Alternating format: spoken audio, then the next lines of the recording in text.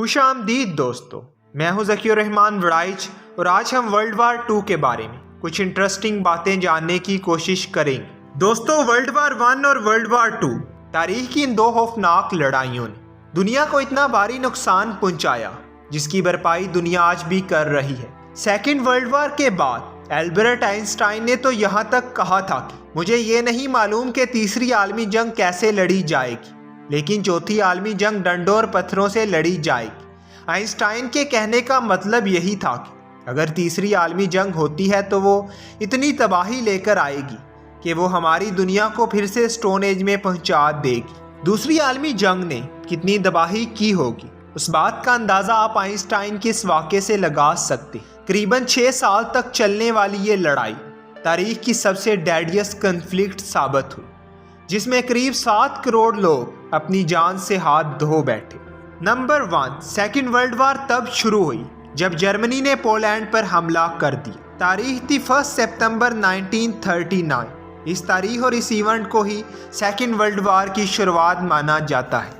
Number 2، second World وار شروع ہونے سے پہلے جرمنی پر ایک آدمی حکومت کرتا تھا جس کا نام تھا اڈولف ہٹلر۔ جرمنی کی نازی پارٹی کے ساتھ مل کر یہ انسان چاہتا تھا کہ جرمنی پورے یورپ پر حکومت کرے۔ اپنے اسی خواب کو پورا کرنے کے لیے ہٹلر نے پولینڈ پر حملہ کیا۔ جب ہٹلر نے رکنے سے منع کر دیا تو اس کے جواب میں برٹن اور فرانس نے بھی جرمنی کے خلاف جنگ کا اعلان کر دیا، اور اس طرح سیکنڈ ورلڈ وار کی شروعات ہو گئی۔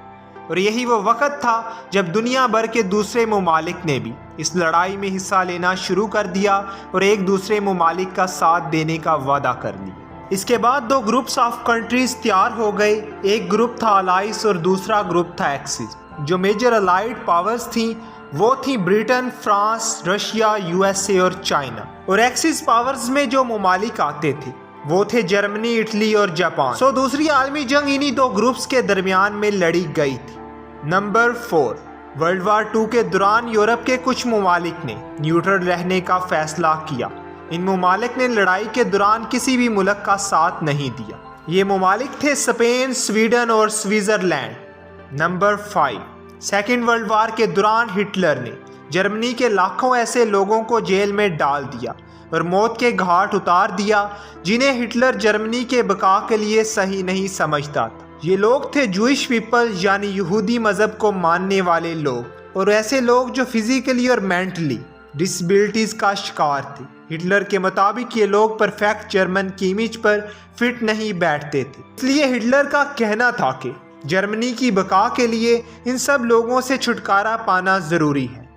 نمبر 6، ہٹلر کے اقدامات کے دوران جن لوگوں کو سب سے زیادہ ٹارگٹ کیا گیا وہ تھے یہودی مذہب کے لوگ۔ ہٹلر یہودیوں سے نفرت کرتا تھا اور وہ انہیں جرمنی کے ماتھے پر ایک داغ سمجھتا تھا۔ ہٹلر نے جرمنی کی پہلی جنگ عظیم میں ہار کی وجہ یہودیوں کو قرار دیا اور کہا کہ یہ لوگ جرمنی کے بقا کے لیے خطرناک ہیں، اسی لیے وہ اس قوم کو جرمنی سے پوری طرح ختم کرنا چاہتا تھا۔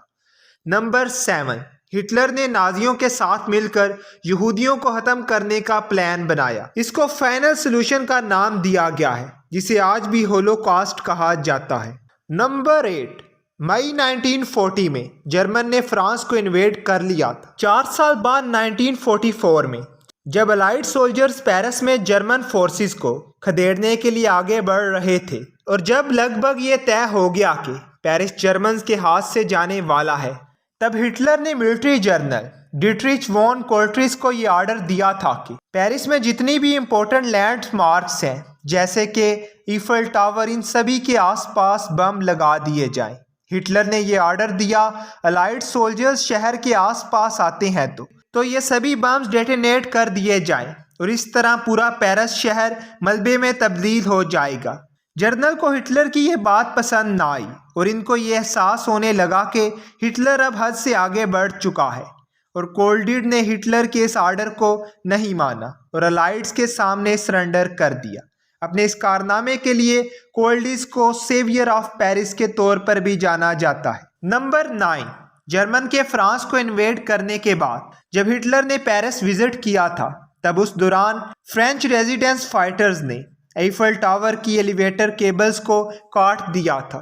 تاکہ ہٹلر اور اس کے ساتھی اگر جرمن فلیگ لگانے کے لیے ٹاور کے ٹاپ پر جانے کی کوشش کریں تو انہیں پوری 1600 سیڑھیاں چڑھ کر جانا پڑے۔ نمبر 10، جب الائڈ سولجرز جرمنی کو تباہ کرنے کے لیے برلن میں آگے بڑھ رہے تھے، ہٹلر نے 30 اپریل 1945 کو ایک انڈر گراؤنڈ ٹینکر میں سوسائڈ کر لی۔ اس کے ایک ہفتے بعد 7 مئی 1945 میں جرمنی نے سرنڈر کر دیا اور اس کے ساتھ ہی یورپ میں سیکنڈ ورلڈ وار ختم ہو۔ جب سیکنڈ ورلڈ وار ختم ہونے کی خبریں اناؤنس کی گئیں تب برطانیہ میں ہر جگہ سٹریٹ پارٹیز ہو رہی تھیں۔ نمبر 11، جرمنی کے سرنڈر کرنے کے بعد 6 سال تک چلنے والی یہ لڑائی یورپ میں تو ختم ہو گئی، حالانکہ یہ لڑائی دوسرے کچھ ملکوں میں ابھی بھی جاری تھی، جیسے امریکہ اور جاپان۔ 6 اور 8 اگست کو امریکہ نے جاپان کے شہر ہیروشیما اور ناگاساکی پر اٹامک بم گرا دیا۔ اٹامک بم نے جاپان پر ایسی تباہی مچائی جو دنیا نے پہلے کبھی نہ دیکھی تھی، اور 8 اگست کو سوویت یونین نے جاپان کے خلاف وار ڈکلیئر کر دی۔ جاپان کے پاس اب کوئی اور آپشن نہیں تھا۔ 6 دن بعد 15 اگست 1945 کو جاپان نے امریکہ کے سامنے سرنڈر کر دیا، اور یہی وہ وقت تھا جب ورلڈ وار 2 آفیشیلی سبھی ملکوں کے لیے ختم ہو گئی۔ نمبر 12، ورلڈ وار 2 کے نتائج یہ نکلے کہ یورپ کا ڈاؤن فال شروع ہو گیا اور امریکہ اور روس سپر پاور کے طور پر ابھر کر سامنے آ گئی۔ اسی کا نتیجہ یہ ہوا کہ امریکہ اور روس کے درمیان کولڈ وار کی کنڈیشنز پیدا ہو گئی۔ نمبر 13، تاریخ یہ بتاتی ہے کہ اگر جاپان دوسرے اٹامک بم کے بعد بھی سرنڈر نہیں کرتا اور امریکہ اگر تیسرا حملہ کرنا ضروری سمجھتا تو ہیروشیما اور ناگاساکی کے بعد جاپان کے جس شہر کو ٹارگٹ کیا جاتا وہ شہر جاپان کا دارالحکومت ٹوکیو ہوتا۔ نمبر 14، جاپان کے شخص ایسٹومو یاماگاچی نے دونوں اٹامک بمز میں سروائیو کیا تھا۔ ایسٹومو یاماگاچی ایک انجینئر تھے اور ناگاساکی کے رہنے والے تھے۔ 6 اگست 1945 کو جب ہیروشیما پر اٹامک بم گرایا گیا، اس وقت یاماگاچی ہیروشیما میں کام کر رہے تھے۔ اس خطرناک حملے میں یاماگاچی کو کافی چوٹیں آئیں، لیکن ان کی جان بچ گئی۔ حملے کے اگلے دن 7 اگست کو یاماگاچی ناگاساکی میں اپنے گھر کے لیے روانہ ہوئے، اور اس کے 2 دن بعد امریکہ نے ناگاساکی پر بھی اٹامک بم گرا دیا اور یاماگاچی نے اس حملے میں بھی سروائیو کیا۔ یہ اکیلے ایسے انسان تھے جو دونوں حملوں میں اپنی جان بچانے میں کامیاب رہے۔ یاماگاچی کی موت 2010 میں ہوئی، تب وہ 93 ایئرز کے تھے۔ نمبر 15، جرمنی اور جاپان کے سرنڈر کرنے کے بعد ورلڈ وار 2 کا اینڈ ہو گیا۔ تاریخ یہ بتاتی ہے کہ اس جنگ میں الائڈز پاور کی جیت ہوئی اور ایکسس پاور کی ہار ہوئی، لیکن یہ مانا جاتا ہے کہ اس خوفناک جنگ میں قریباً 50 سے 70 ملین کے درمیان لوگ مارے گئے تھے، جن میں آدھے سے زیادہ سیویلین تھے۔